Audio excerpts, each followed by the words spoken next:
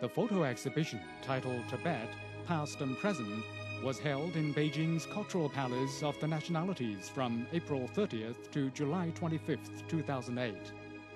The exhibition was jointly sponsored by the United Front Work Department of the CPC Central Committee, the State Council Information Office, the State Ethnic Affairs Commission, and the government of the Tibet Autonomous Region, with the assistance of the Cultural Palace of the Nationalities and the Tibet Exhibition Center.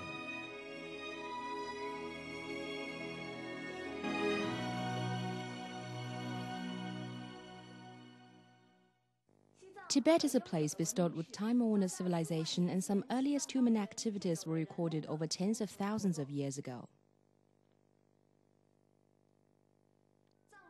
In the 7th century, Tibetan leader Songtsen Khampo united all tribes who resided in Qinghai Tibet Plateau and set up the Toba regime with capital in Lhasa.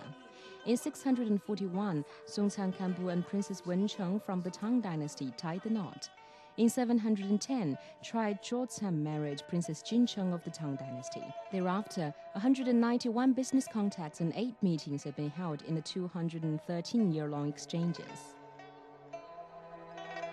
The ancient long drum and string instrument, previously housed in the Potala Palace, was brought to Tubo by Princess Wencheng. This is a musical instrument used in the Buddhist Mass to mark the launching of Samyen Temple.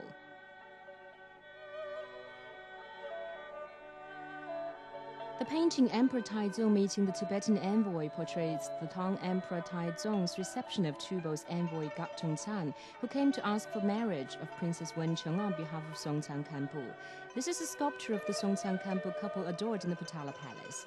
The carving of Sakyamuni, which was brought by Princess Wencheng to Tubo, is now housed in the Jokhang Temple in Lhasa. In early 13th century, Genghis Khan set up the Mongol Khanate north of China, and the Tibetan monk leaders soon began their friendly exchanges with the new empire. In 1247, at the invitation of Mongolian General Duan, Gongga Gyaltsen, an eminent monk with the Sakya sect, took his nephew Pakba to Liangzhou to meet Duan. After discussion, the terms of Tibet's submission to Mongolia were settled. In 1260, Kublai Khan became the emperor and appointed Pakba state teacher and director of the General Management Court to deal with Tibet's political and religious affairs.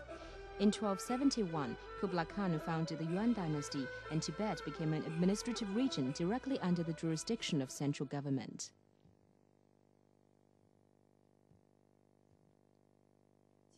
In addition to succeed Yuan dynasty's control over Tibet, Ming dynasty government developed its governance over the region by building local administrative and military setups in Tibet. The political system containing different rankings such as Wanhu, Qianhu or Baihu was further strengthened. Tibetan High Lamas also received the appointment from the Ming Emperor as the Great Merciful Buddhist King.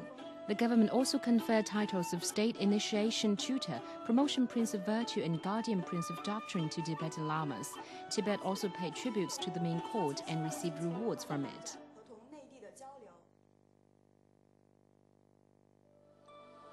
In 1652, the 5th Dalai Lama was summoned to Beijing, and the next year he was conferred the title Dalai Lama to be in charge of affairs of Tibetan Buddhism by Emperor Shunzhi.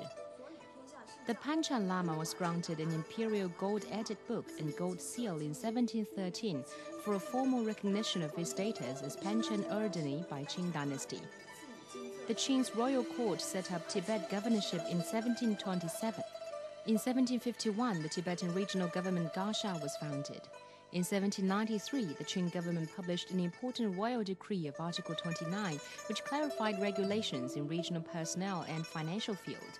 Meanwhile, the central government also introduced a new system of determining the reincarnated soul of a deceased living Buddha by drawing a lot from the golden urn.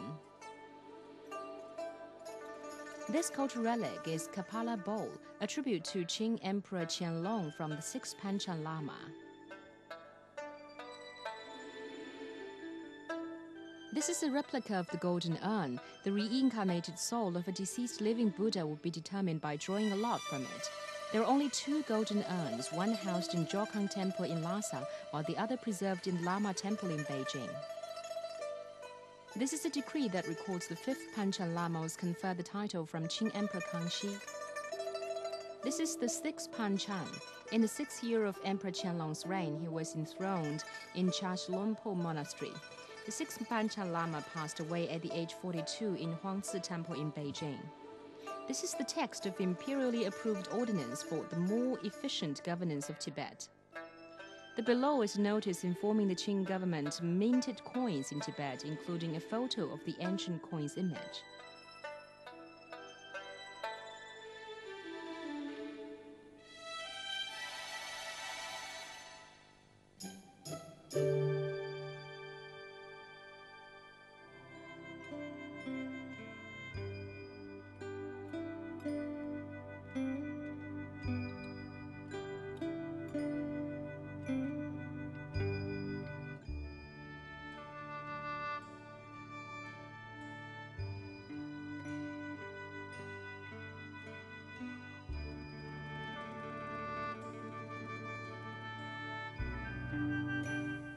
This is a series of fire photos telling the Tibetan fight against British invasion that occurred in 1904.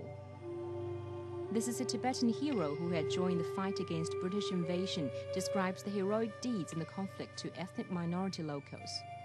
This is the 13th Dalai Lama Tumba Gyaltso, who was officially installed in the Potala Palace and died in 1933 in Tibet.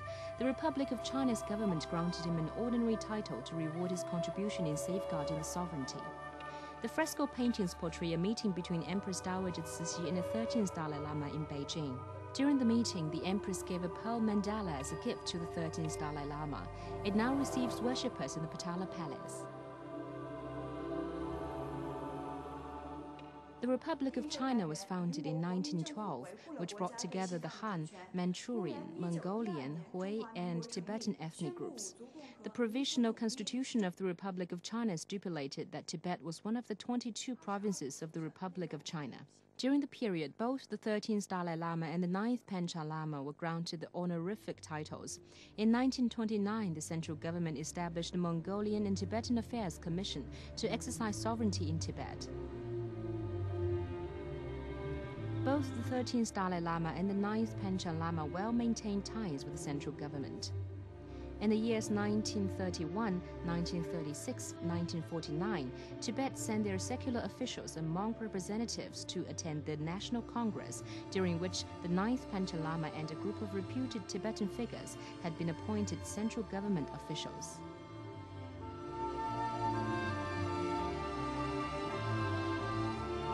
The photo was taken in 1940 ahead of the official installation ceremony of the 14th Dalai Lama. The Republic of China sent special envoy to meet reincarnated young Dalai Lama. This is the statue of the 14th Dalai Lama in the ceremony. This is Thubten Yempo Tishi Gyaltsen, the fifth head Lama of Rirtin Monastery. In 1934, he was appointed the regent of Tibet. He was forced to step down by pro-British splitting forces in 1941. Rirtin Lama died in 1947 in Lhasa. This is the official seal used in Dalai Lama's Chongqing office during the Republic of China. This is the official seal used in Panchen Lama's office in Chongqing. The photo records the official installation ceremony held in Qinghai for the 10th Panchen Lama. Before 1959, Tibet had long been a society of feudal serfdom under the despotic political and religious rule of lamas and nobles. Now let's take a look at the dark society under the rule.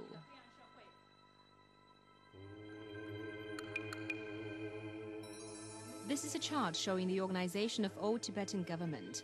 The Tibetan local government led by Dalai Lama, who enjoyed the highest social status, is called Gasha in Tibetan.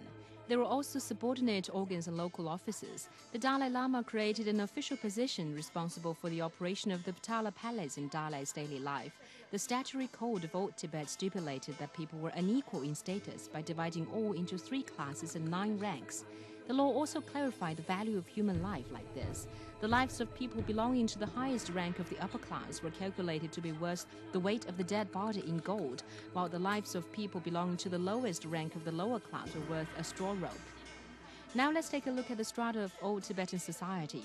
Serf owners were mainly local officials, nobles, and upper-ranking lamas accounted for 5% of Tibet's population. The serfs and slaves made up about 95%. 5% of Tibet's population